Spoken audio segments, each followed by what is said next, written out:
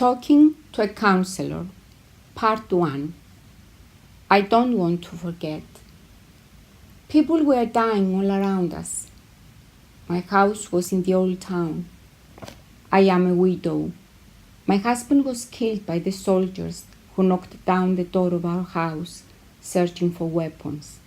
He was shot in front of our 2 children. Often, we had to get out of the house to go to the market or to visit my parents. We had to walk past dead bodies that nobody dared to collect from the streets. An absolute humiliation, total lack of respect for the dead bodies. People were murdered like it was nothing. Some people were tortured in front of our house. The screaming and the calls for help will be haunting us forever. My children are very quiet. They don't talk, they don't play, and they suffer from depression. I don't know how to help them. My daughter draws pictures all day, and my son constantly feels tired. He refuses to get out of the tent and play with other children. I'm desperate to help them. I want them to erase from their memory all those things they witnessed with their innocent eyes, but I don't know how. As for myself, please don't ask me to forget.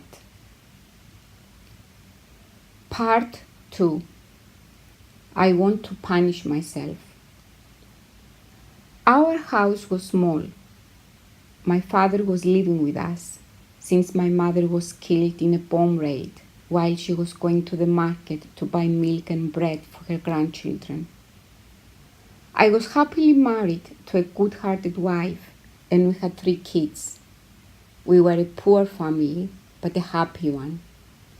When the bomb fell on our home, it trapped most of my body. I couldn't move, and I couldn't do anything to help my loved ones. I just watched my family dying slowly in front of my eyes. Can you understand why I don't forget? And why I never want to forget? I did nothing to help them. They lived in misery and they died tragically. I wish I was dead too. Why did I escape? Because I want to punish myself. I want to suffer. I want to see how far I can go before I totally collapse. The bomb killed all of my loved ones, but not me. Is there a message behind a tragic incident? I want to go all the way till I find out. Part 3. I'm losing my faith. You have asked me to come to terms with my trauma. Well, I don't want to become friends with reality. I don't want to open the door and welcome this trauma you describe, as if it is something that I can cure so easily. At least, not now. It is still very fresh. I believe that everything happens for a reason. God wanted me to suffer for a reason. Why that is, I don't know, but I hope that one day I will understand. I am 30 years old, and I never imagined, not even in my nightmares, that people would dare to do the things that I have gone through and the things I witnessed. However, I survived, and most of the ladies who were in prison with me did not make it.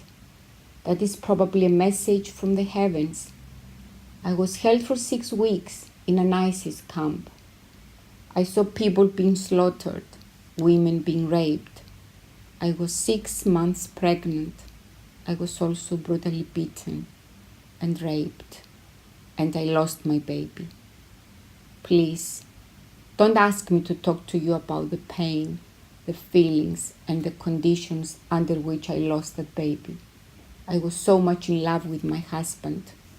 We were both thrilled when I found out that I was pregnant. I announced it to him over a very romantic dinner, and we both cried and made plans for the future. We both wished for a little girl. I still don't know if I gave birth to a boy or a girl. I will never find out, just like I will never find out what happened to my beloved husband. After the miscarriage, I was bleeding for a week and nobody cared to help me. When I was almost dead, they took me to the hospital. They treated me for a few days and then I went back to my filthy prison. Now I am free. I have managed to escape. To escape from what? I'm often wondering. I'm now sitting in front of you and you try to help me. I appreciate it and I thank you for that.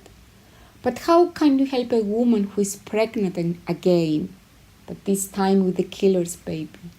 A human being is growing inside my body, a baby I don't want, a baby I want to kill.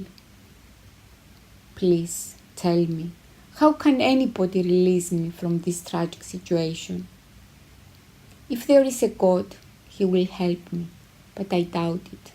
I'm totally losing my faith.